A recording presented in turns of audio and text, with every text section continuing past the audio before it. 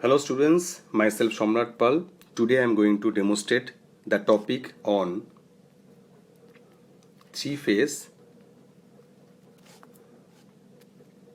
half wave converter with RL load. Okay. So before going into this topic, first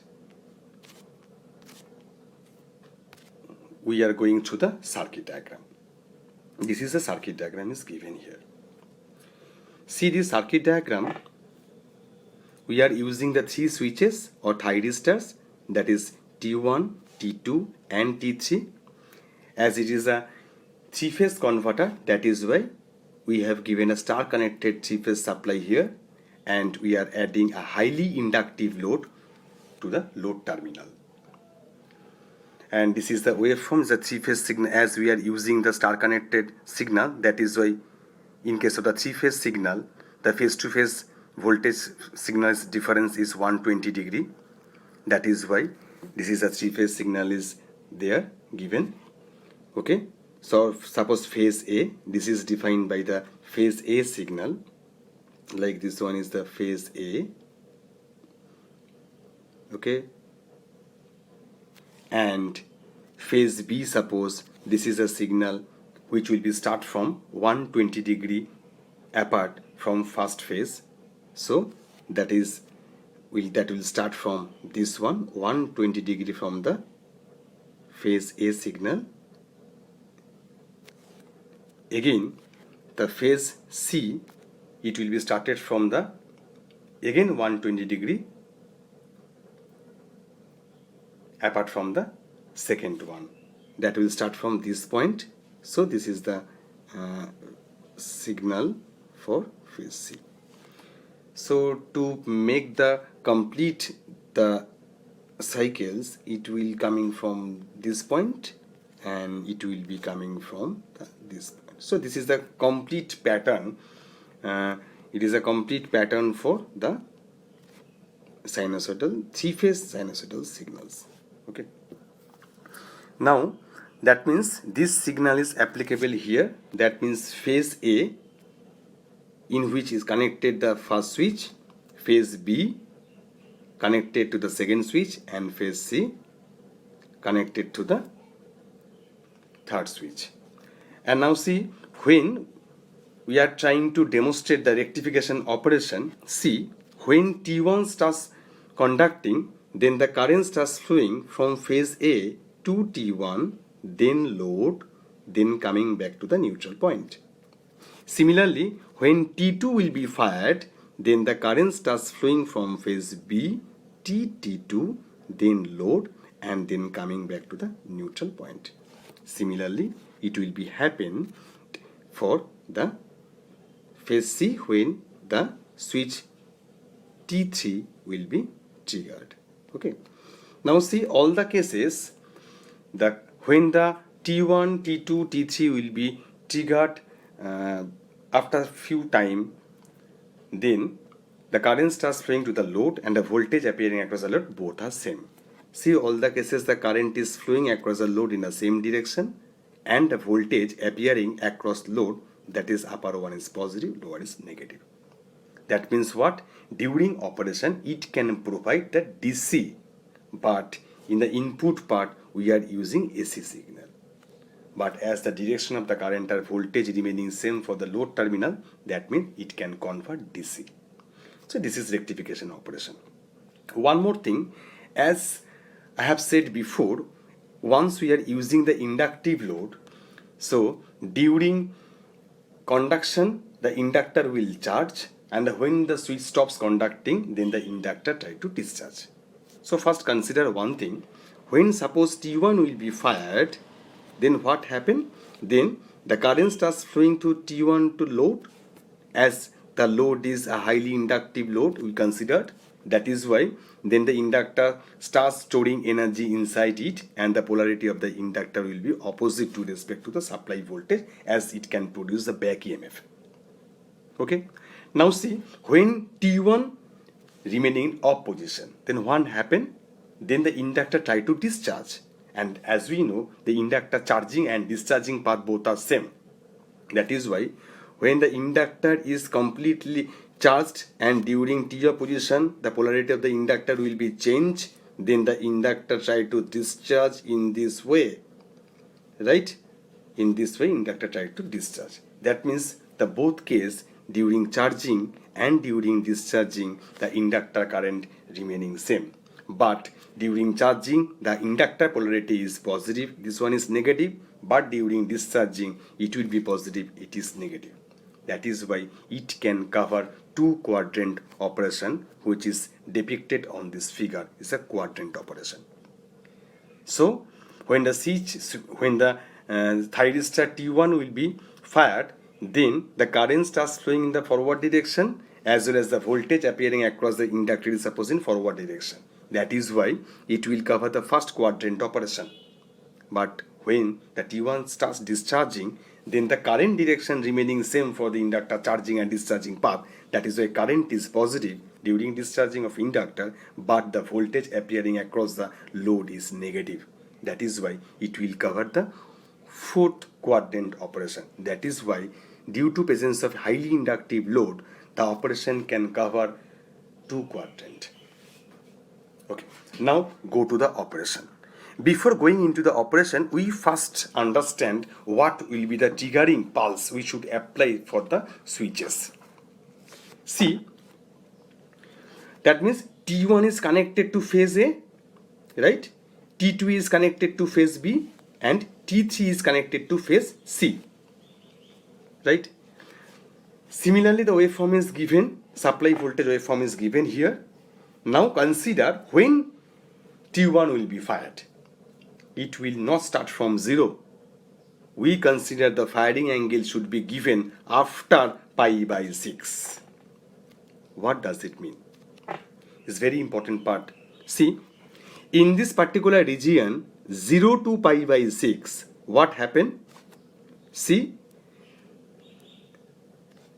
VAN is increasing from 0 to a particular value, and VCN is decreased from its upper value to lower value, and VBN are in reverse biasing condition. Means the negative condition is there. That means what? So forget the part VBN. So we should taken care of the two phases, that is VAN and VCN. So before pi by 6, all the cases VAN always less than VCN. Okay, that means it can be also reflected on the diagram. That means VAN means this is the voltage, that is VAN. Okay, this voltage is appearing across the thyristor T1, but 0 to pi by 6, all the cases VBN always less than VCN. That means what? That means all the cases the across the thyristor T1, it will be more positive. This will be more positive, means this part with respect to this one, as we consider this VAN less than VCN during 0 to pi by 6. That means we cannot fire the thyristor at this particular region. Okay, but consider after pi by 6. After pi by 6 means I am talking about this region.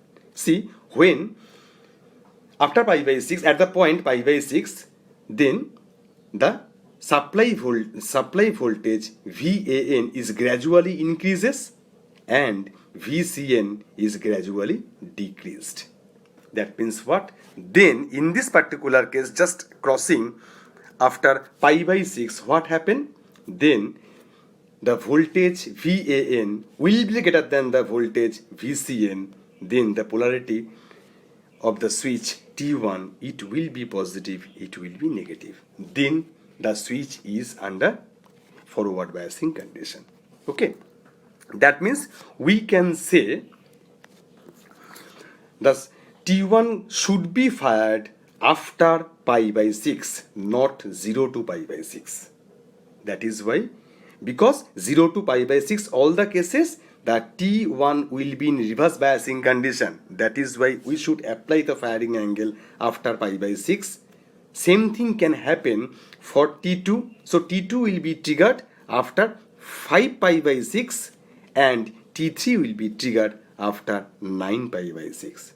See all the cases. That means we should consider whenever we try to giving the triggering pulse across any switches, we must taken care of this matter. The respective phase voltage should be greater than with respect to the others. Okay, then we can apply the triggering pulse as the switches then will be in the forward biasing condition.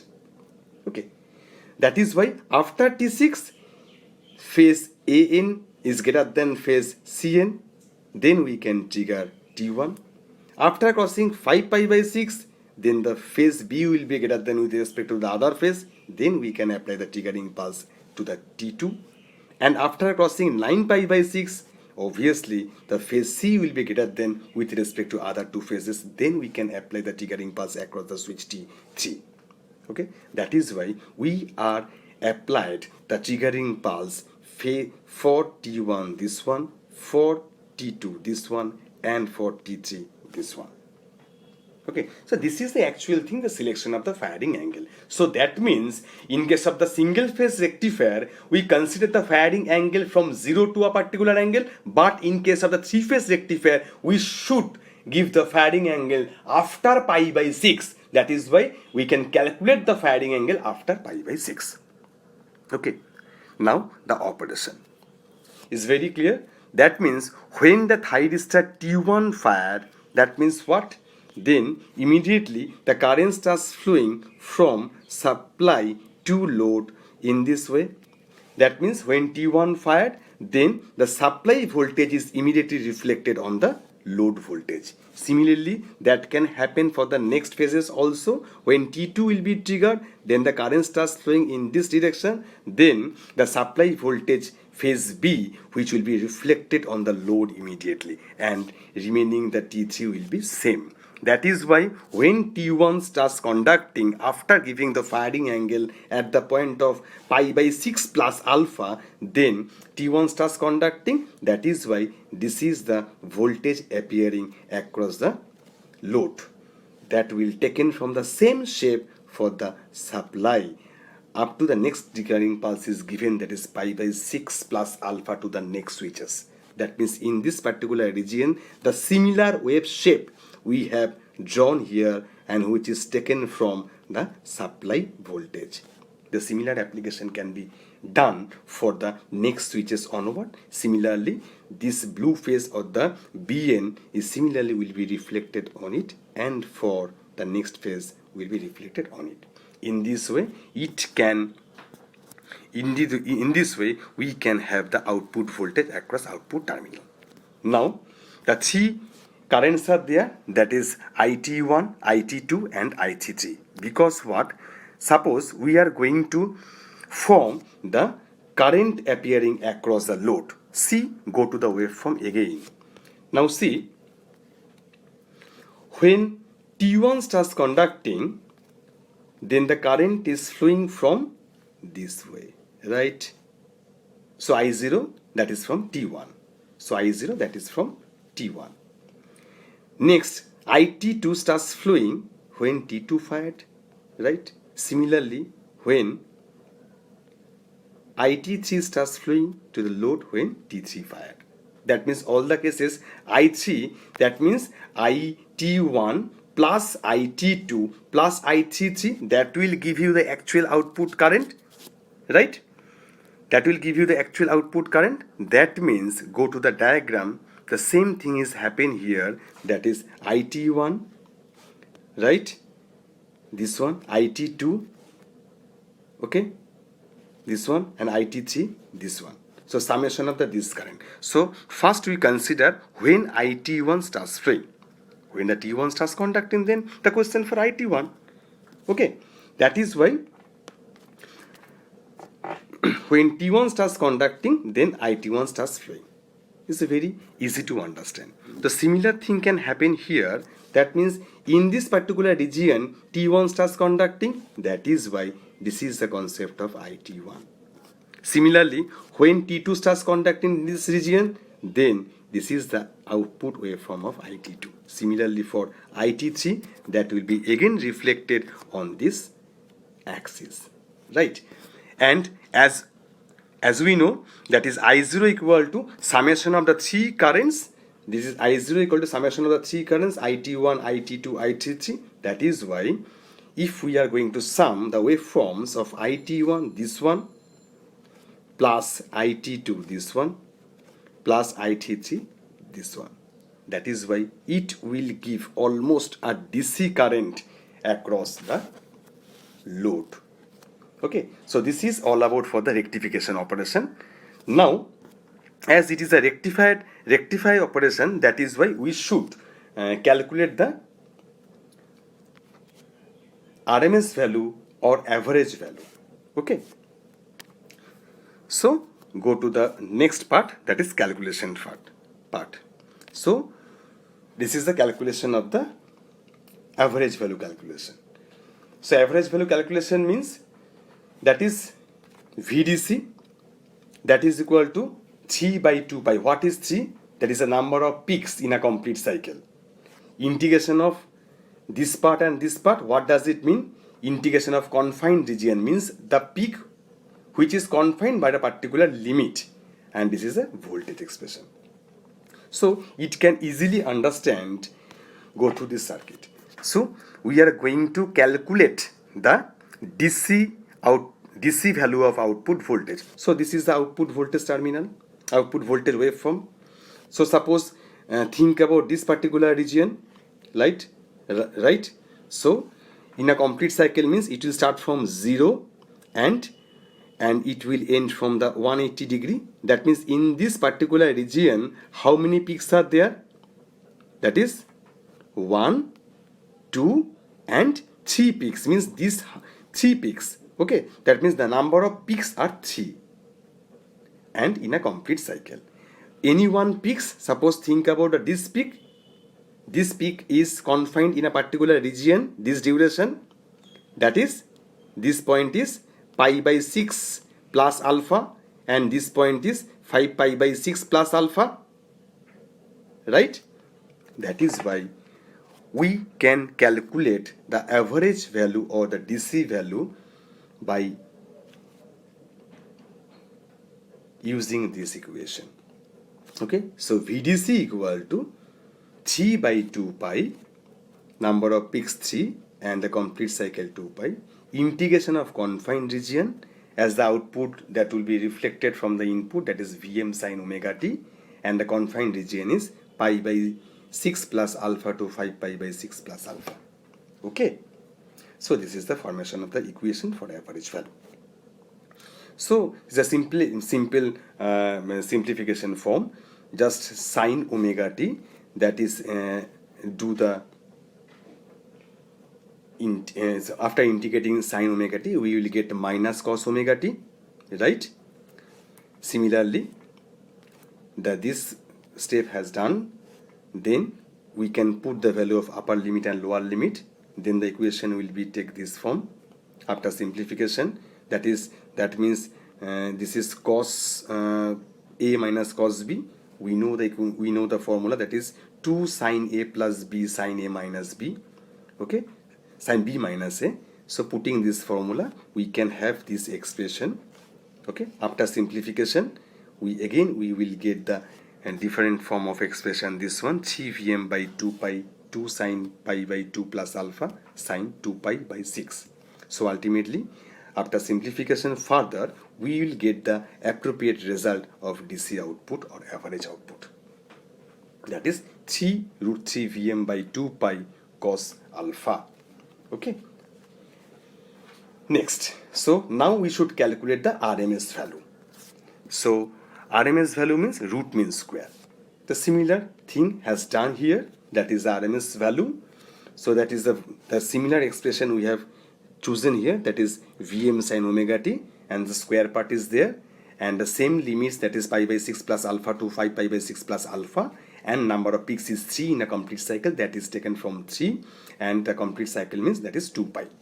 So after simplification we will get the result, that is, as a sine term is there, that is why multiplied by 2 and divided by 2, that will give you the actual form for easy calculation for the integration part, that is 1 minus, in this step, that is 1 minus cos 2 omega t, cos 2 omega t. So after integrating we will get the result that is reflected on this step, that is 1 means omega t and cos 2 omega t means 1 by 2 sine 2 omega t, considering the limit which will be reflected on the next step by using the limit, upper limit and the lower limit part, then put the value of the limit, and further calculation or simplification will get this result. So in this way, just see the all steps I have done here.